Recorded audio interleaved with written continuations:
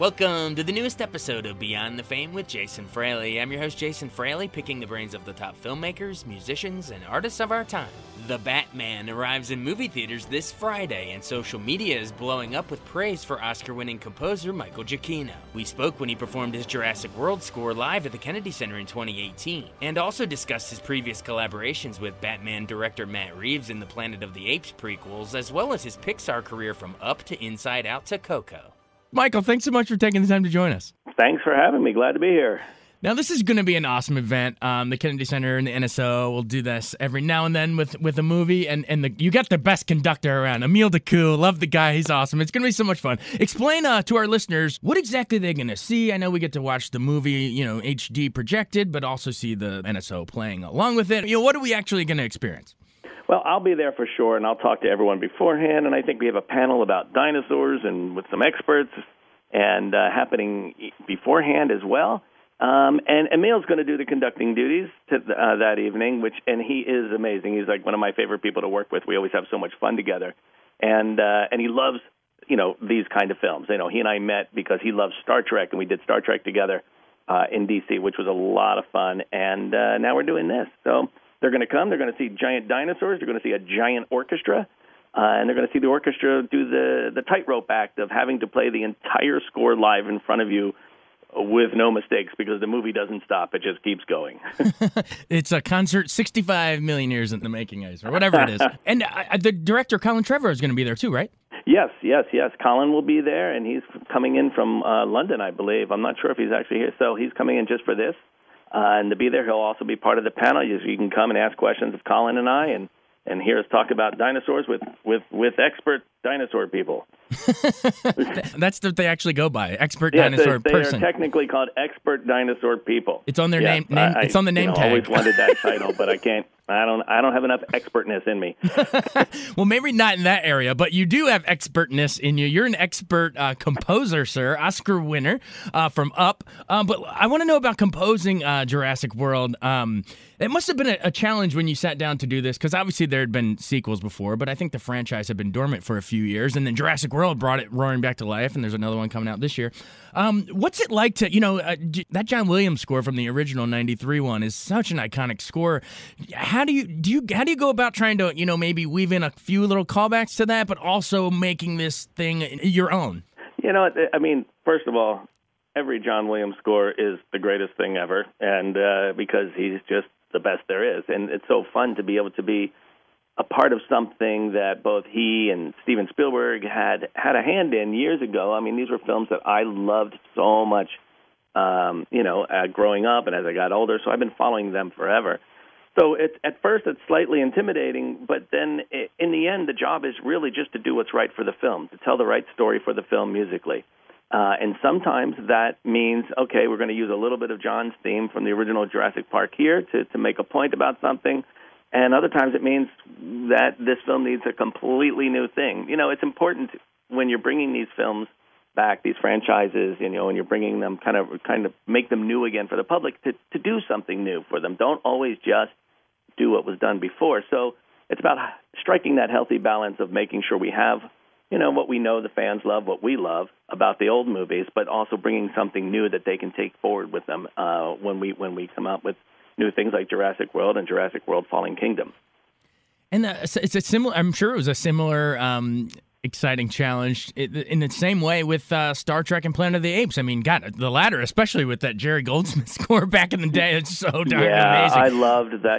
I Planet of the Apes was one of my earliest obsessions. I had many obsessions as a kid growing up, but Planet of the Apes was one of the earliest, and I loved those movies so much. Even to the point I loved the TV show as well when that was on. The Planet of the Apes were everything to me as a kid. I still have all my toys sitting behind me in my office that I had when I was a kid. And so to get onto that film was probably one of the most fun things that could have happened for me in my career because I loved it so much. And I also got to work with a few of the musicians that played on the original Planet of the Apes. One in particular, Emil Richards, is a percussionist, and he's one of the best percussionists in the world. He played with Jerry Goldsmith on that film and actually had made instruments for the movie, which he then gave to me to use on the new ones, which is pretty great. So, the history of these films and the history of my love for them as a kid has been really fun for me to kind of get back into my 10-year-old self and try to explore why I loved all of these movies, like Star Trek, Mission Impossible, Planet of the Apes. It's so weird that all the things I'm working on are the things that I loved as a kid. Yeah, right, and Rogue One as well. I mean, that's a start. Yeah, I mean, Star Wars, all these. yeah. But just you mentioned the 10-year-old kid in yourself, so you know where I'm pivoting here, man. You've become you are the soundtrack to so many, not just kids, but parents that all of us that go and love these Pixar movies. I mean, they're always made where you can appreciate them, whether on one level as a kid and a whole nother level with inside jokes and winks and stuff when you're an adult. But just take me. I want to go into a couple of them. I mean. Inside Out, that piano score, I love it. I love it. I mean, yeah. I mean, I can just hear it playing in my head now. How did you decide to go straight, more heavy on the piano in that versus some of the other scores? I wanted something that felt very simple. I didn't want something so big because in thinking of like memories and thoughts and all of these things that go through your head, it's I didn't want it to be clouded with a big, complicated statement about what I think the brain is or what I think emotions are, or what I think, the inside of you sounds like. And to me, the simpler I could be, the better. And I was just sitting at the piano, and I was just messing around, and I just kind of had this idea, and I kept playing it over and over, and it became very hypnotic and very much like a recurring thought, that keeps coming back, and because it turns around on itself and just keeps going. And it just, I don't know, for me, it just seemed to work well. And I remember the first time I played it for Pete Docter, he just like hugged me and said, that's it. That is my movie right there in those notes, And so it's kind of fun to kind of delve in, look for something that really reflects how you feel about a story. And that little statement, that little theme, really reflected how I felt about the story. You're right. It's so funny when you say that, but to hear you describe it, that's exactly what it is. It kind of it circles back on itself, just like our memories looping. It's the dun dun dun dun dun dun, like it goes back and around. I love it. That's you nailed it. I'm glad I know what I'm talking about. One day, I think this guy has promise. You should stick with it, and one day you'll make it, sir. Your Oscar for Up, man. That especially with that movie. I mean, yes, a great story and script and everything, but especially, I mean, that opening. It's all your music. It's visual storytelling. That opening montage, which is one of the big tearjerkers in movie history, as far as I'm concerned. But how did you approach that, knowing that you didn't have any dialogue to help you out in those opening minutes, and you had to set up and sell so much of that character arc and that story all with music? How'd you approach that? Well, it's funny you mention that because I was at dinner the other night with the sound mixer on that film, and we were talking about what it was like working on that film. And, originally there were supposed to be sound effects and everything in that scene. They had built up all of these effects tracks and everything, so you were going to hear everything, and the score was going to be played basically, by just as you would normally do it. And it was Pete, I think, who at the session, after we recorded the piece, he turned to Michael Samanek, who was there at the session, and said, maybe we should try this with no effects. So when they went to the dub stage with the piece, that's what they did, and everyone watched it, and I guess everyone felt like it worked. So, and that's how it came. But it wasn't intended to be that way. It wasn't always, meant to be that way. When you're working on these films, a lot of times you're working with storyboards for many years, and so you tend to want to fill up the soundtracks with a lot of extra stuff because the visual ideas aren't all on screen yet. And as those get filled in, you can start to realize what you do and don't need sound-wise. Sometimes you don't need music. Sometimes you don't need effects.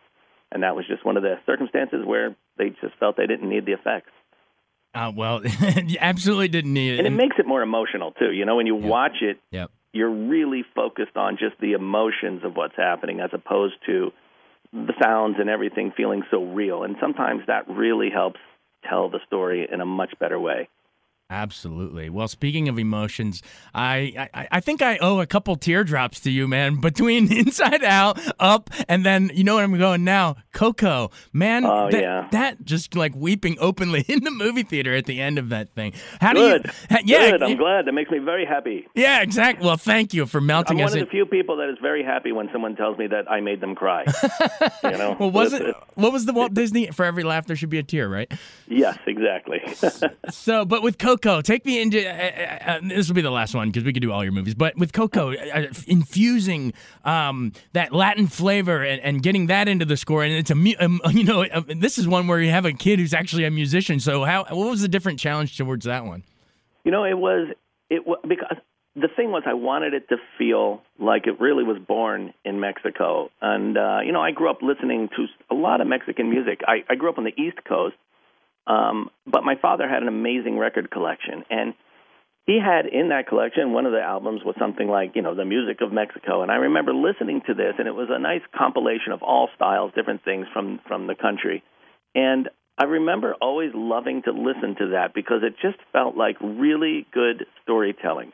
The music was really warm. It was lyrical. It had great melodies to it.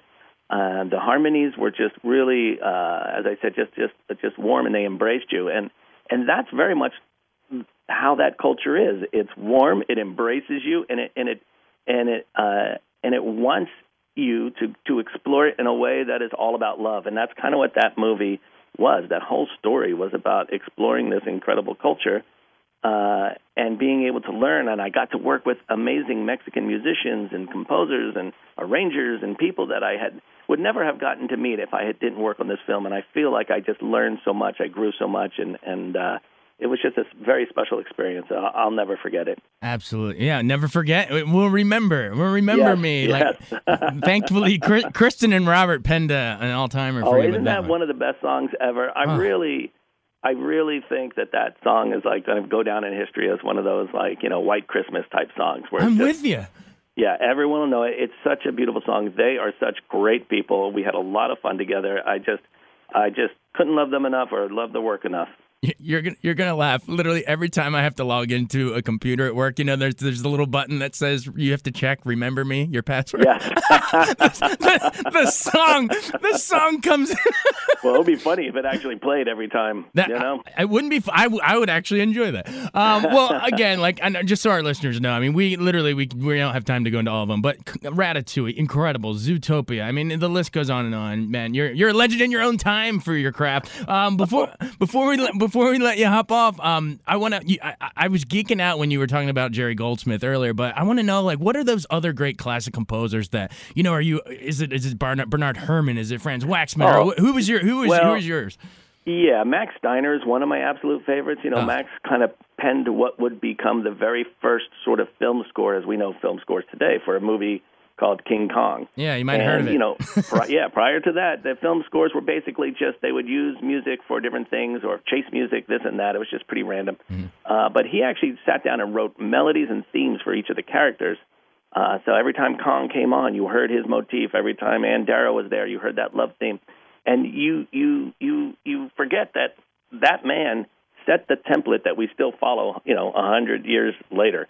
And so I have great respect for him and all the work he's done. Bernard Herrmann and Jerry Goldsmith, and I mean Franz Waxman, and it goes on and on and on. We could be here all day, but I have such a huge love of the history of film scoring and its connection to the classical music of the past. And all of that sort of archaeology you can do to figure out how art inspires art through the years. That to me is a fascinating subject, and so working in film scoring is just a really fun way for me to explore the past through other people's work. I really love it. Do you have a favorite all-time score? I hate when people ask me that about a movie, but I'm going to ask you. You know what? I don't know. I have the moment I mention one, I think of another one. Lawrence of Arabia. Then all of a sudden Poltergeist pops into my head, and then I start thinking of Gone with the Wind. There's just too many to choose just one. Yeah. And there's different reasons I love each one of them, but I don't know. My love of that is vast and wide and hard to narrow down into one idea.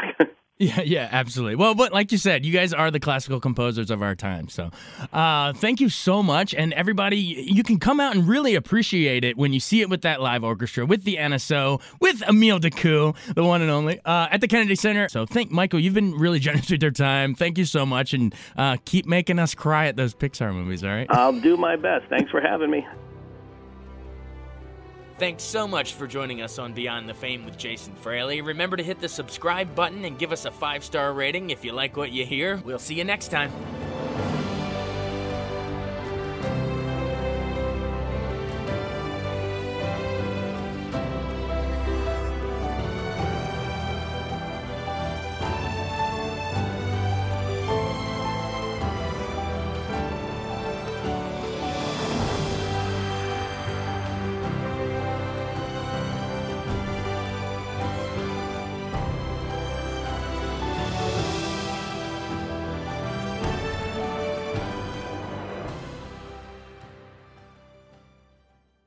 I wanted to take a second to tell you about an app I really enjoy. Living in the DC area is great, and Podcast DC gathers all of the local shows that I like all in one local app. Health, sports, local news, politics, and so much more. Podcast DC is the new local app with hundreds of DC area podcasts to choose from. I can earn exciting rewards just for listening and share the podcasts I love instantly. Available in the App Store or in Google Play, listen local with Podcast DC.